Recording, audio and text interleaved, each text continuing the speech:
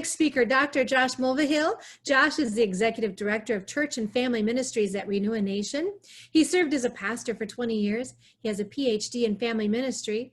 He serves on the board of Awana and is the author and editor of 9 books, including his latest book, Biblical Worldview. He is married to Jen and they have 5 children. Josh blogs at gospelshapedfamily.com. Josh, welcome. It is great to be here with you all, and I hope you have felt that this has been extremely valuable and helpful thus far. And we're going to hit another topic that has become more and more in the mainstream, both in our culture but in our classrooms across this whole country. It's called equity, and so we're going to hit today the subject of what is it and how do we respond to it? So we'll start here with this quote by Abraham Lincoln. He said this, he said, "The philosophy of the schoolroom in one generation is the philosophy of the government in the next." And if we want to try to make sense of what is happening in our culture right now, both with some of the protests as well as the riots and the looting all over the United States, starting in Minneapolis, where I live right now, started about 20 minutes from my home. It's helpful to recognize that many of the young people and those in our culture that are acting this way were taught this in their classrooms, and now it's being borne out in the culture, and so we don't recognize the same terminology in the classroom, but it goes by the idea of equity. And so equity, just in general, is a phrase to address fairness in education. And so as you will see as I talk through this, it simply is a distortion of fairness, and it's very different. Equity is very different from equality, and so we're going to look at what that difference is. So by those who suggest that equity is something that is good, they're proponents for it. They're looking at probably what are past injustices or deficiencies that need to be made up for. And what it does is it ends up treating people differently on a different playing field in order to make up for some of those differences. And so essentially the belief is that there are unearned educational advantages for some groups. We'll look at what those groups are, and that there are unfair disadvantages for others. And so what we have here is a very radical shift in educational philosophy, where previously we have primarily individuals are being viewed through the lens of their individual work in education, and now we're being viewed through groups.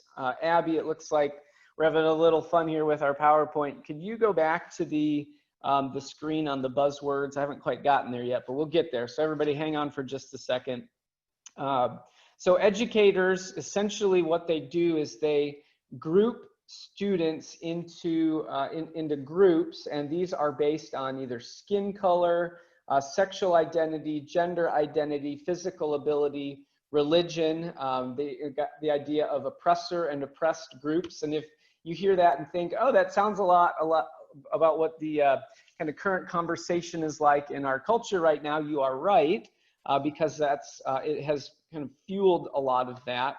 But when equity is implemented, the underlying belief of those advocating for it is that the current state of public education is really advantageous for certain groups over the others. So we need to level that playing field. But essentially, the claim is that systemic changes need to be made in order to do that. And so what ends up happening then is certain groups are artificially lifted up, and other groups are artificially pushed down, and even in some instances, individuals are shamed. Equity is different by school, by district, by state. I live in Minnesota, and it's taken a very racial equity focus, and it's become very toxic in some instances. And we'll look at some of those instances. But the screen you're looking at right now, the equity buzzwords, since we have individuals that are from all over the United States that are listening today, many ask, how do I know if this is happening in my school or in my district or in my state? Look for some of these buzzwords because they point back to equity. So words such as cultural competence. If you hear the word culture coming up in any capacity, that should be a red flag that this is referring to some equity content. School climate, restorative practices, redistributive justice. This deals with specifically some behavior issues in how the methods they want to go about dealing with that. Personalized learning. So this is how the new methodology of bringing fairness in education. White privilege, intercultural specialists, anti-bias training. So the intercultural specialists, these are typically staff individuals that are hired to help bring this philosophy into the school. And the anti-bias training happens typically to teachers through various capacities. You know, it could be staff work days. It could be, now in Minnesota, it's in licensing. So you cannot be licensed to teach in the state of Minnesota unless this is part of your teacher training. And therefore then, of course, that begins to infuse all of the classroom instructions, whether it's in the curriculum or not. And so the anti-bias training is becoming very common. It's becoming legislated in, codified in the law in many states now as well, including Minnesota. And so what we're going to see, what I want you to have a quick comparison of here is simply the departure of what you're seeing, what I've just described for equity, how it's a departure from the founding of our country, the view of, because equity lives in the justice category. And so I want you to see how it's a departure from our founders' view of justice. And then we're going to look at some very specific examples of what this looks like in the classroom and in curriculum in schools. So most of our founders, upwards of 95%, believed that the Bible was true and based their understanding of justice on this idea that we see in Scripture. And so this provides I guess the context to be thinking through the differences. And so in Psalm 89:14, we read, righteousness and justice are the foundation of your throne. And so there's kind of a dual thing here going on. We can't understand justice if we don't understand righteousness. In other words, what is right and wrong? Then we know when there has been an injustice committed. And if we don't have a firm grasp on righteousness, we can't have a firm grasp on justice or equality and equity as what's going in public schools. So here's how the founders understood righteousness. It's the moral standard of right and wrong to which God holds human beings. And it's accountable based on his divine standards. And you see the definition there of justice. It's the fair and impartial, and that word impartial is pretty important, application of God's moral law in society. And so again, when we don't have a good standard of what's right and wrong, that impartiality is lost and it becomes partial or prejudiced or discriminatory. And it happens in many ways, and the intentions are good, but it plays out very poorly. And so the other phrase I'll point out there is God's moral law. We know what happened in the 1960s when the 10 Commandments, which is obviously the kind of the summary of God's law, was thrown out. We have a whole different version of law that came into the school system.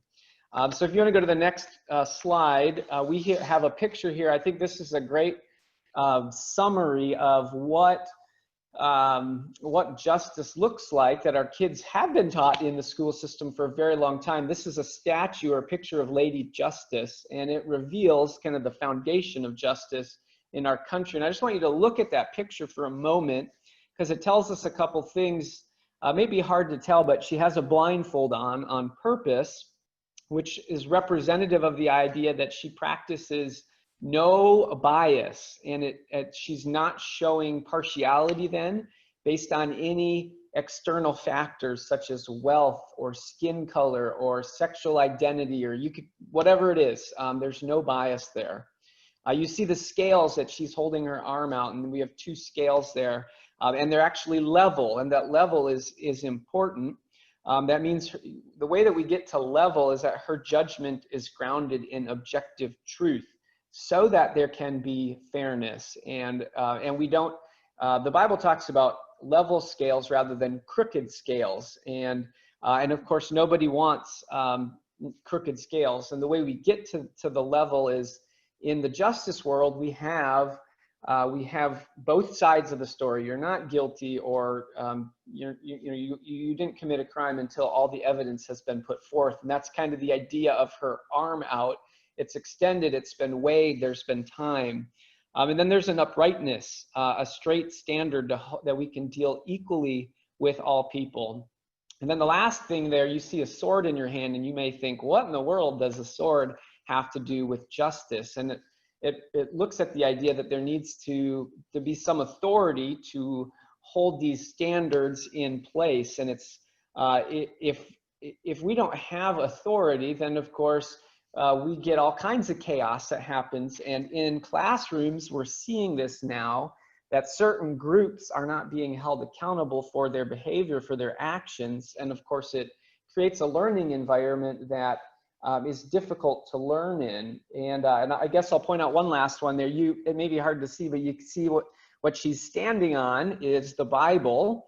And when you get, that's the objective foundation. And so when you get rid of objectivity and you bring in relativism, you lose all sense of justice, of equity. And so that's what really has happened here. Now I want to show you some specific examples so you can see how this is playing out in the school system. So here's an example of an equity survey that is given in a 7th grade class. You can see it says, how privileged are you? This is literally just the top of the survey. It's quite a bit longer than this. But the belief is that the problems that are caused in the educational setting are due to an unfair balance of power or oppression between the groups in green and the groups in red. And that the flawed belief simply is that if we can give all children equal outcomes, that all kinds of educational problems will simply dissolve. It's the same idea we have right now in our culture. That's we've heard it being made right now in our culture. But what I want you to note is that this is a very different view than our nation was founded on, and I'm a Christian, than what the Bible teaches. The Declaration of Independence declares all men are created equal. And so what we see here is a different level of equality that's being given based on a group standing. And I want you to notice that this is based, sometimes it's really good to look at what are the assumptions underneath these kinds of teaching methods. And what this represents is a huge, huge shift in educational philosophy from individuals to groups. And the best I can describe it is, I don't know if anybody here that's listening, if when you were in school, you were put into a group to do a project. And so I remember one specifically in science class where we were given an egg, and then we had to create a parachute, and we had to go up to a high place and try to drop the egg in this parachute, or we were given supplies so that the egg would hit the ground and wouldn't crack. That was the goal. We were put in a group to do that, and we all had to work together. There's a lot of benefits to working in groups. You learn, human dynamics and relational skills. Those are good things. But what inevitably happens when working in groups, some people are raised up and they are helped, which is great, but they also sometimes get some artificial advantages that they didn't earn, and others are sometimes then held down.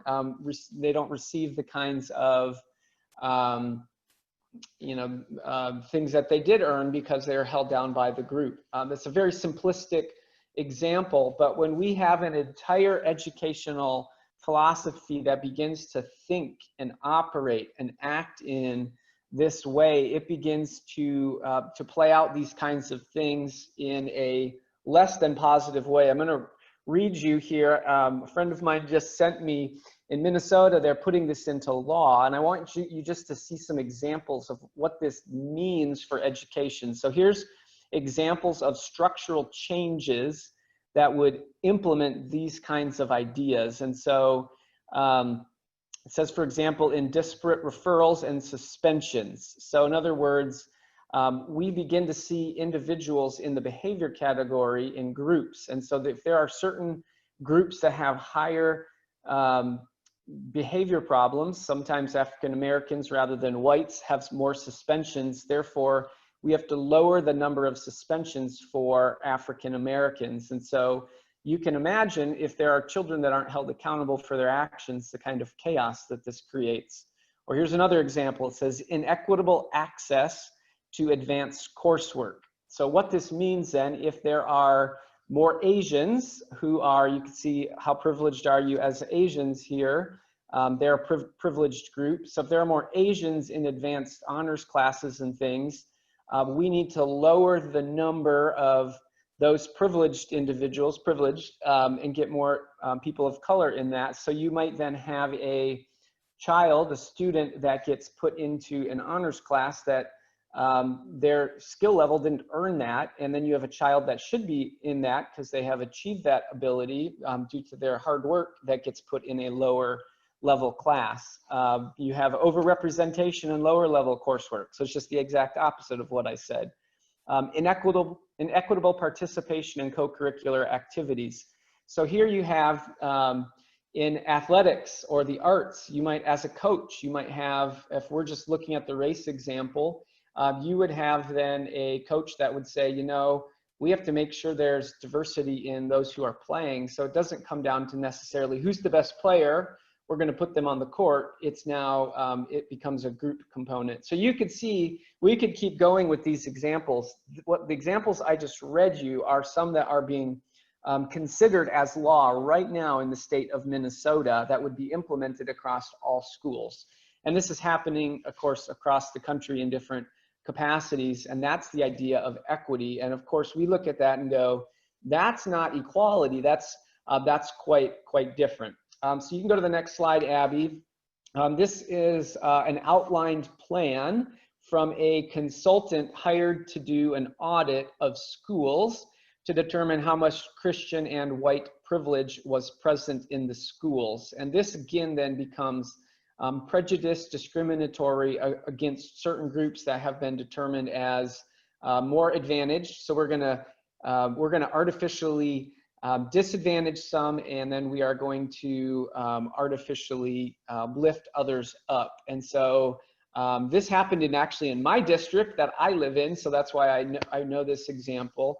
But this again is happening all across the country. And what this does, it actually teaches favoritism and partiality, even without maybe the intention to do that. And so what we've found in the schools that I've interacted with is that it ends up doing the exact thing it's trying to avoid, and that it starts to create racial division. It starts to create victimization. It starts to create conflict between groups, because some are saying, this isn't fair, this isn't right. You know, I look at this screen that's on here and I say, well, how's that fair for the groups that have been deemed as advantaged? And so we need to, so they feel like they need to address it. But here's the $1 million question that I think everybody needs to ask, whether faith-based or not. It's this question: who gets to define what is fair and unfair, and according to what standards do we determine what is right and what is wrong? And so the school systems have to have some standard, and this is where a relativistic view of whatever is most popular in society and culture is determining what is fair. And of course, we're seeing that is driving the narrative right now. So we're going to look at 5 reasons. If I haven't convinced you yet that this is not a great thing for anybody, 5 reasons to not embrace or endorse public school equity. First is equity leads to academic decline. And so this isn't new within the last year or two. There are many schools that have been living out this ideology, this teaching pedagogy for quite some time. In Minnesota, it's where I live, it's been present for 6-8 years in different schools that were kind of more pioneers in this area. But what ends up happening is that you see number one there, it leads to academic decline. And so what ends up happening is there are different standards for different students, all in the name of fairness. And so what we've seen, and this is not my opinion, this is actually from schools that have implemented this, literacy rates have gotten lower, math scores have gotten lower, because social justice has become the focus rather than academics. And so when a child is struggling to read and you don't actually focus fully on reading, but on some of these social justice topics, you know, common sense says, no wonder they're struggling. So you could see this is from a local paper here that looked at some of the scores, literacy and math, in one of the school districts that implemented equity. And in the state of Minnesota, this is a very well-known school district for high academics. And so you can see the impact it's had. So this is what the report said. 6 years after officials in Edina schools decided to view all teaching and learning through the lens of racial equity, it's clear the district administration has taken its eye off the ball of academic excellence. So Edina is experiencing across the board test score declines from 3rd grade reading to ACT benchmarks in math, reading, and in science. Along with an exodus of families, the district can't afford to lose. Edina's experience provides a cautionary tale of what can happen when a school district renowned for academic excellence embraces a social mission that requires viewing students not as individuals, but as members of racial groups. And so that's just one example. And if it hasn't come to your school or your district yet, count yourself blessed, but nobody wants that for either their community or any of the individuals in general. And so that is one of the examples we can see. Number 2, equity leads to behavior problems. And so under equity policy, what happens with bad behavior is that it's ignored in certain groups of students, or there's a super long leash sometimes before action is taken. And so behavior is identified as being appropriate for the culture of the offending student. And so then it's excused.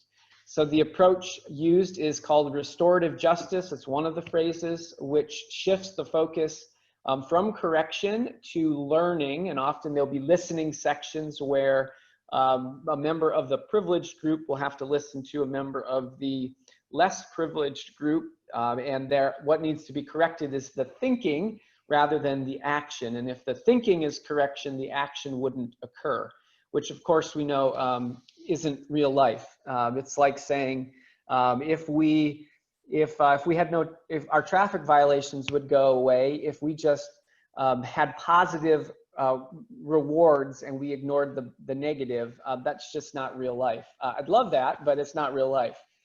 So what ends up happening in these schools is it leads to chaos in classrooms because certain groups are not held accountable for their actions, and then they learn that there's limited ramifications that come, limited consequences, and so they just become disrespectful to other students and other teachers. And this disrespect can become quite significant. My wife's public school teacher in music for many years, and she used to come home sometimes in tears with individuals that did things to her physically with throwing chairs or things in their classrooms. Sometimes she got physical threats.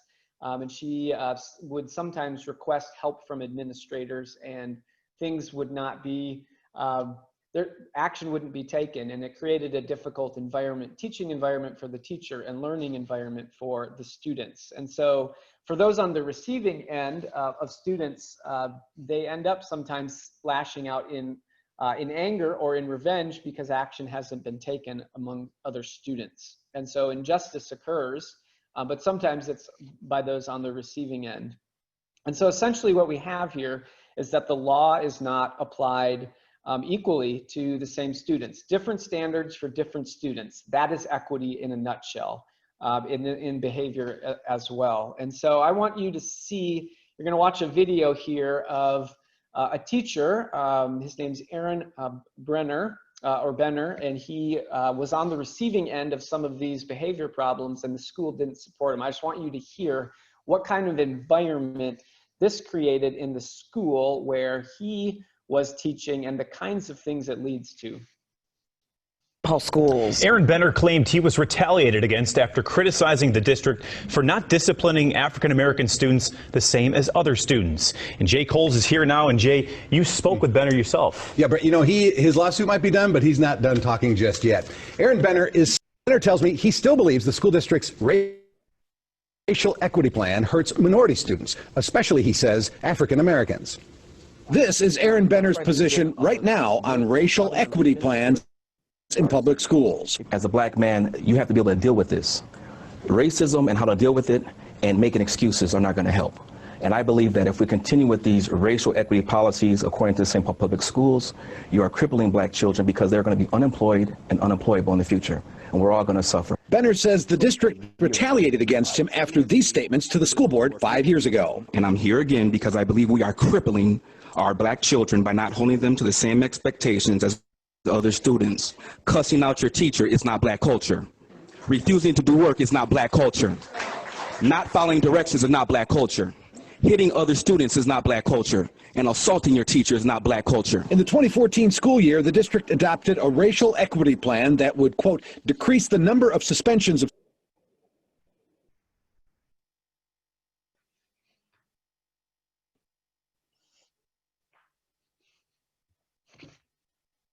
Well, looks like we might have lost our audio there a little bit. What it's saying is that the goal was to bring down some of the suspensions and other behavior problems that were identified in certain groups to try to level the playing field. And you see the kind of, this was a teacher, you see the kinds of things he said that happened in his classroom, disrespecting teachers and other students. And of course, you can't have a good learning environment when that's the atmosphere that you're operating in. And so that's what across the board I have seen equity policies lead to, and no parent wants that for their children that I am aware of. Number three, the third reason is that equity is a tool to attack American history. Okay, we'll kind of see if we can get this back up. Our PowerPoint it's there. Coming back up. Okay. It's coming back up. You keep talking. Keep going. All right. So equity is driven by rampant criticism of the founders and American history, who are accused of being unjust to Native Americans for stealing land and committing genocide against them. I'm sure you've heard of those arguments, as well as founding our country on racism and building it on the backs of slaves. So what we have here is a deconstruction of history. And I want to make a statement here. This doesn't minimize or not recognize some of the historical issues and blemishes that have been a reality in our country. And slavery is unjust and wrong. And it's not suggesting that's not the case and trying to sweep that under the carpet and give away with that. But in trying to right that and bring it to center stage, it's gone too far in the other direction. And so what we have now, instead of recognizing what is a reality, we have the attack on. And so our last person talked, Monica talked about working with your local elected officials. We have done that in our city, and our mayor began to understand, recognize, and learn what equity was. And I just want you to see the kinds of things that he recognized and was able to speak out against, and what this training looks like from the historical attack that is happening. So this is what our mayor said. He said, "I was stunned when instructors told us that Thomas Jefferson's famous words from our Declaration of Independence, 'all men are created equal,' actually mean that only white male property owners can vote. They said the phrase "under God" in the Pledge of Allegiance is an example of our Christian privilege. They twisted Abraham Lincoln's Gettysburg Address, and their basic message was that our society operates on white and Christian privilege, and we must accept and own this fact. They are directly attacking America by perverting our history. So this came from our mayor in an op-ed written in our paper as a means to help our community understand what was happening, and that's happening not only on the government side of things. Our government officials are being taught that, but also all of our students in the classroom. So Abby, you can move forward. What I want you to see here, or maybe I'll see if I can share. Okay, well, if we get it up, we will take a picture or take a look at an example of what's being taught to kids in the classroom. And so what you would see is an example of Abraham Lincoln being taught in curriculum as a white supremacist. So the curriculum simply says, Abraham Lincoln, a believer in white supremacy. And it was a whole curriculum example of how the Civil War was motivated by the idea of white supremacy. And so, of course, this paints all of our founders, Abraham Lincoln, Thomas Jefferson, the Declaration of Independence, all of that, and is the attack is it's racist in its founding, and so therefore it needs to be torn down and rebuilt in a better way. And so this is why, of course, we have statues being torn down. We have this is what kids have been taught for the last generation. So this is why they are acting in this way. But the reality is that that's not true. And while there is certainly problems and issues, there's the Abraham Lincoln curriculum example. While there are issues that need to be addressed and not swept under the rug, the reality is that's not real history. And so, for example, I just want to give you, I put two examples. You can go to the next screen there, Abby. There was a moral dilemma in 1787, so not long after our country was born, in the Constitutional Convention that threatened the union of our 13 colonies. And so George Washington, in a letter to Pennsylvania delegate Robert Morris, he wrote what you see on the screen there. He said, "There is not a man living who wishes more sincerely than I do to see a plan adopted for the abolition of slavery." And then Patrick Henry from the same Constitutional Convention said, "I believe a time will come when an opportunity will be afforded to abolish this lamentable evil." So I think it's helpful to understand that our country wasn't founded to further slavery. It was founded in spite of slavery. And these individuals like George Washington, Patrick Henry, and countless others wanted to get rid of it, looked to get rid of it, recognized the evil of it, and we're working towards that. I would simply ask, which non-Christian societies had indigenous abolitionist movements that got rid of slavery and worked toward racial equality thanks to moral revulsion among citizens? And the answer is none. This literally is due to the belief, the moral foundation of our society, that we have even been able to get to where we are at today. And so it's important to recognize that our kids need to be taught that true version of history. And then 4, equity is socialism in disguise. So I like to say that equity is socialism disguised as empathy or compassion. And so socialism sees the world as two groups, the oppressed group and the oppressor, which you have seen that's what's being taught in education. And so it can be summed up essentially that we need liberation. The oppressed groups need liberation from these oppressor groups. And so what equity has become is simply a Trojan horse for teaching our kids socialism. And so maybe you've seen this picture. It's this picture of 3 children standing looking over a fence, and you can go to that slide. And it is a sweet way to teach child to teach children socialism. And so what we have here is a short child, a medium child, and a large child, a tall child. And in the slide on the left, the equality one, each of them is given an equally sized box to stand on. And of course, the results is that the shortest kid is not boosted up enough to be able to see over the fence, while the taller kid is shown to be getting a boost that he doesn't really need. And then the next slide on the left, the equity idea, the tallest kid's box is given to the shortest kid, with the shortest kid now standing on 2 boxes, and the middle child keeps his. And so the result is that everyone can now see over the fence equally. And so the conclusion that is taught is simply this: fair isn't everybody getting the same thing. Fair is everybody getting what they need to be successful. And I want you may hear that and think, well, isn't that a good thing? It's the same thing Karl Marx said. He once said this: from each according to his ability, to each according to his needs. So let's tease this out a little bit.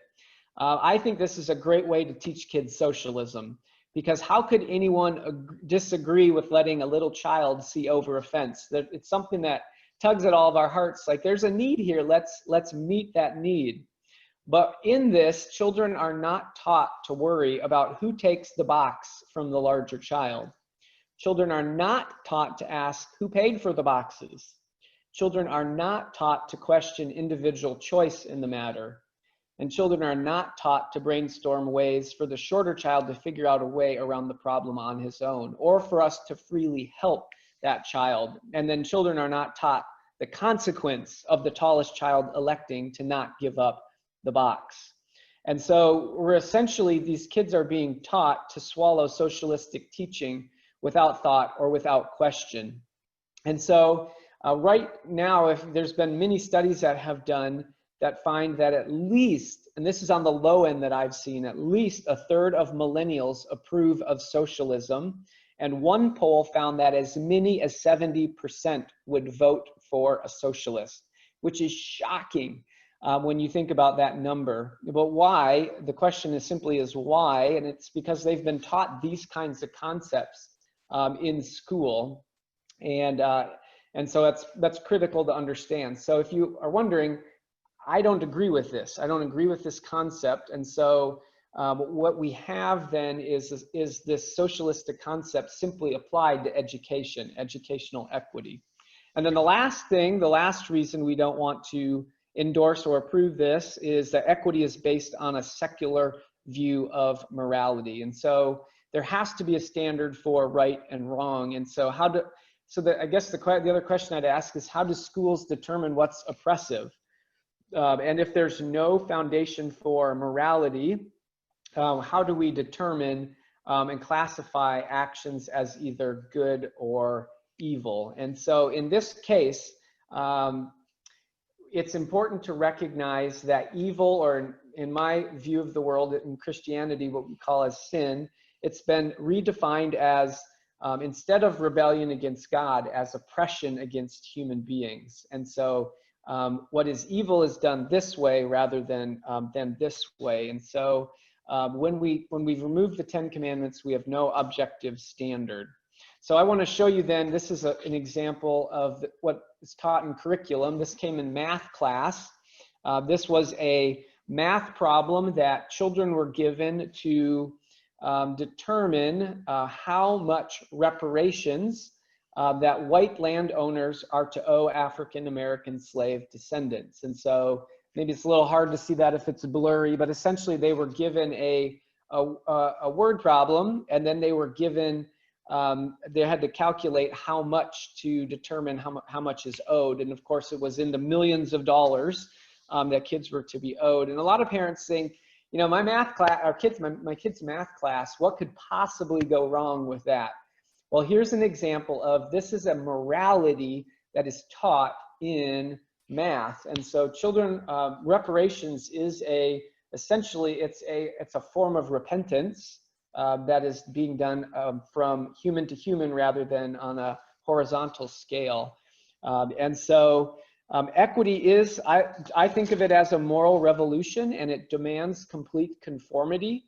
That's why if a person doesn't agree with this, they get called all kinds of names, from racist to bigot to, you know, I've been called every name under the book for just talking about the stuff that we're talking about today. But what it does, it appeals to justice, it appeals to virtue, and therefore it's quite deceptive.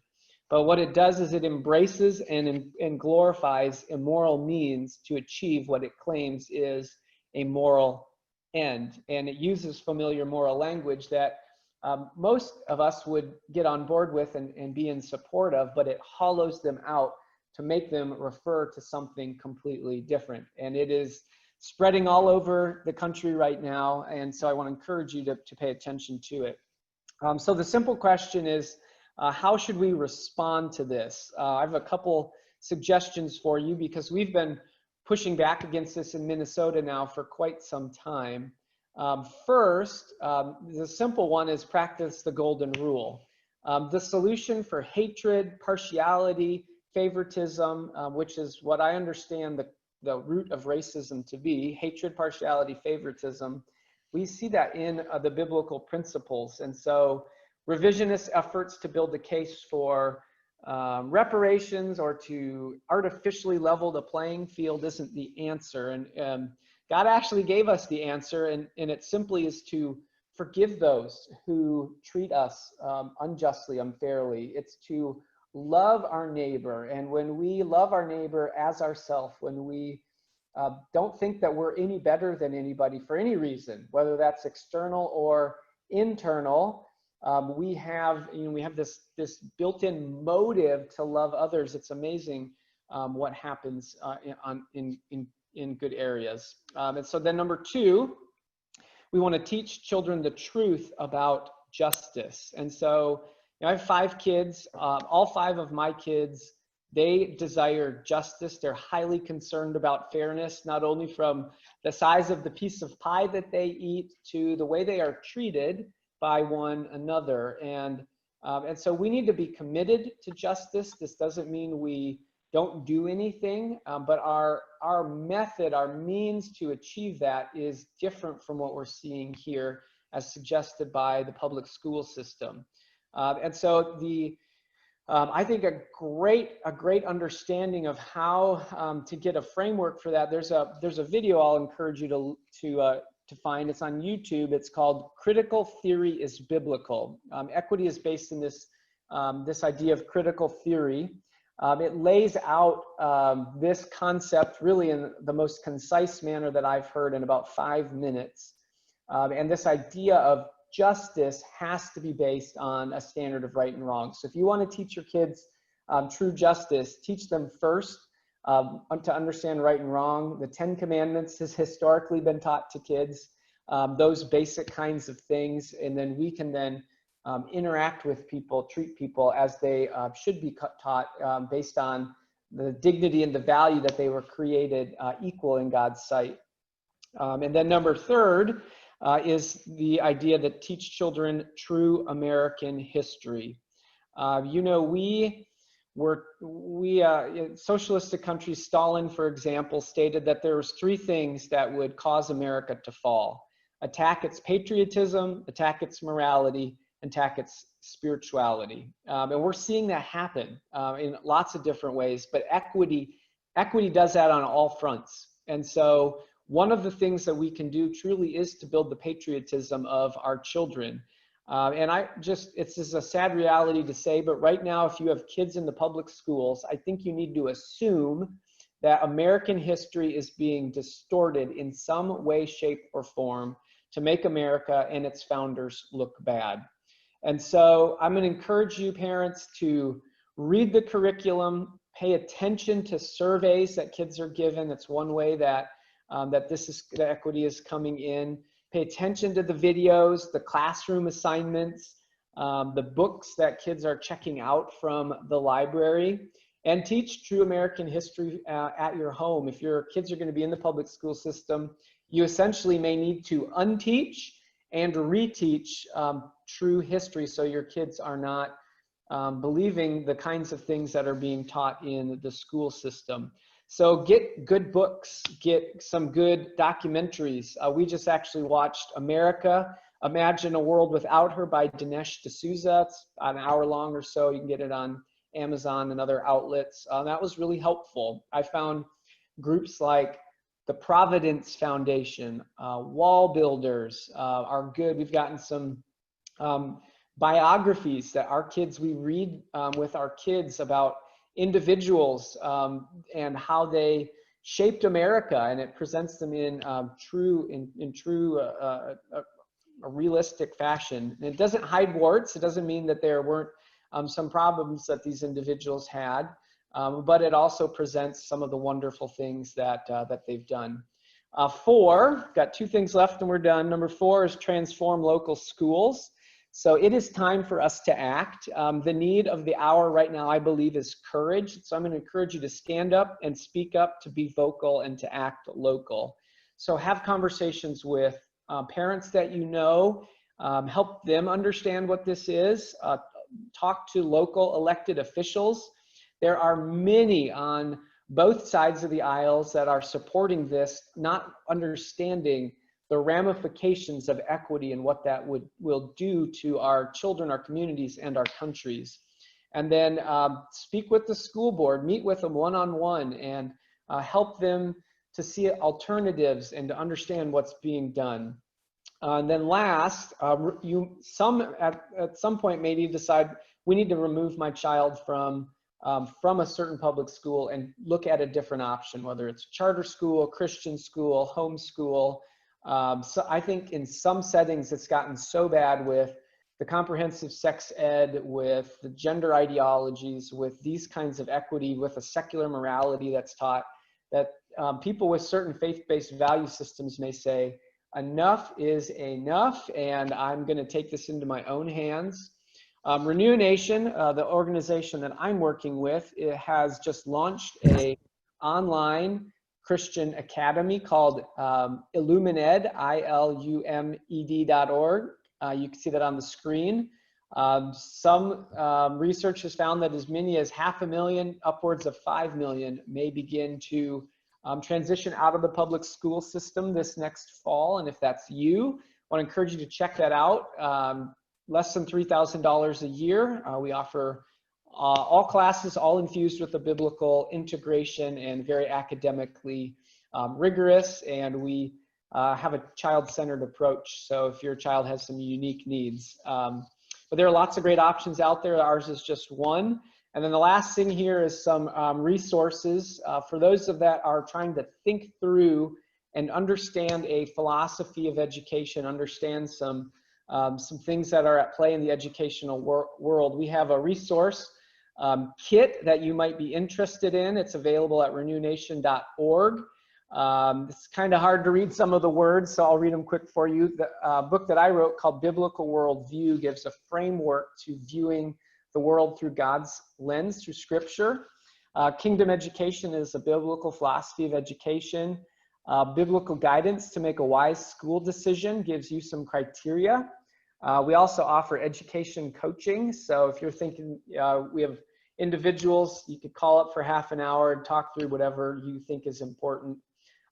These are all available individually or at a discounted rate for what you can see there. And we'd be happy to, at renewnation.org, info@renewnation.org, if you have any questions and would like to follow up with something more from this webinar, raised questions, would be happy, myself or any of the rest of our team, to connect with you.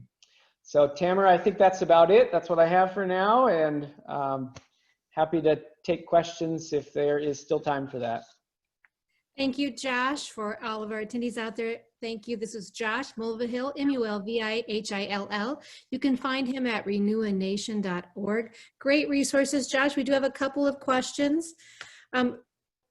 Any advice on how to talk to Christian individuals that we might have been indoctrinated in equity and help them see the light? Yeah, I know a ton of Christians who have adopted this because it sounds really good on the surface. You know, that it is presented as we want to help students, and we do want to help students. I found the most helpful is simply just to show them the kinds of curriculum that it's being implemented by. So the kinds of things I have on the screen, which you could show them some here from this webinar, or I'm happy to provide some to others. I've got a lot more than what I put up here so that they can see, is this the kind of things you want taught to your children and you think are good? And of course, some Christians right now believe that's the case. But I think it comes back in large part. I think as we think about equity versus equality, change happens in the Christian view from the inside out. So we need a heart change, and that transforms structures in society. That's my view. I think what we see socially right now is that transformation is being said, you make change from the outside in, and these are all outside in changes. And so it doesn't mean that if there are bad policies or bad laws that truly are problematic, we do need to change those, but it's not going to get to the root issue that these are claiming it can change. And so so that's, those are the conversations that we've had. I've put, certain resources. The critical theory is biblical. I've sent that to a ton of people. It's 5 minutes long. The title of that, don't get caught off guard by it. Critical theory is unbiblical, but they titled it that so that people who don't think that way would actually listen to it, and then they question, wow. So faith-based people, we go back to the Word of God to use that as our authority. And so then it opens up a whole bunch of conversations. I think asking questions is good. So can you point to some, a simple one is, can you point to some examples of where there are unfair policies that we would actually change? And a lot of times it's ideology they're pointing to, not actual policy. And so we need distinction there. It's a very timely topic, Josh, because we're seeing a lot of this in the secular and in our communities with the marches that we're seeing. And Josh joined me on my radio show yesterday as we're learning these marches are not just about equality. That's the tag. That's the bait and switch. But these marches are Islamic, we're finding, in their roots, and communistic. And so this is one more way to kind of come after parents, because in America you'll find we're by nature kind, and people are willing to submit or give up in respect for other people. So you see us removing our own landmarks. You see us putting on masks we don't want to put on. You see us doing things that we don't even agree with because we don't want to be offensive to someone else. So this is a perfect topic, Josh. We are right in line with this. And someone asked Governor Walz has guidance for schools opening this fall. What does Josh think is the reason for that? And I think it fits right in with what I just talked about. So Josh, what do you think? I am honestly amazed. If you would have told me that we would have suddenly had 50 million children that were homeschooled overnight, I would have cheered, not under the circumstances that we had, but I think, we want, the government wants to drive thinking to a certain point and drive action to a certain, so you got to have kids in the classroom in order to influence the thinking of children. So I think we're seeing that, right now the government's saying the less time kids have at home under their parents' guidance, the better. And I think we're gonna, the more and more our society moves towards these kinds of group socialistic ideas, the more push we're going to have for kids in school earlier, 3 years old, 4 years old, longer, less summer, longer hours, because you have to destroy the home. You have to get them out of the family structure in order to do that. And so, yeah, I'm not surprised that there could be a strong push coming back this fall. And it's the whole education discussion in the church world is a emotional one for many people, but it's getting to be, it's not hard to make the case at this point anymore based on what's happening in the public school system, that parents either need to be really engaged and know everything that's happened, or just need to get their kids out. And I think we're at that point. So, yeah. All right. So Josh, a quick question. I think the three ideas you gave patriotism, attacking spirituality, and morality. Is that the three? Yep, that's the And three. Substitute teacher, concerned about the public schools, shocked by the in-classroom experiences that took place. What do you think? Is it too late to reform? Is this, we passed a turning point for the schools? And two, what do you think of vouchers, allowing the money to follow the student? I never think it's too late to reform, although I think you can't, if the foundation is immorality, you can't build morality on that. So reforming, really, nothing short of coming back to a true morality will reform. And so the challenge, of course, in some maybe more rural, maybe more God-friendly places, that might be more possible. In Minnesota, where I live, I'll tell you, we pushed really hard, and that reform hasn't happened. It's actually, they've doubled down and it's gotten worse. Yeah, so what was the last question? So actually, yes, I'll say on the reform, don't give up, but I'm a homeschool dad, and I'm still working for reform of our local districts. Absolutely. Yeah. We care about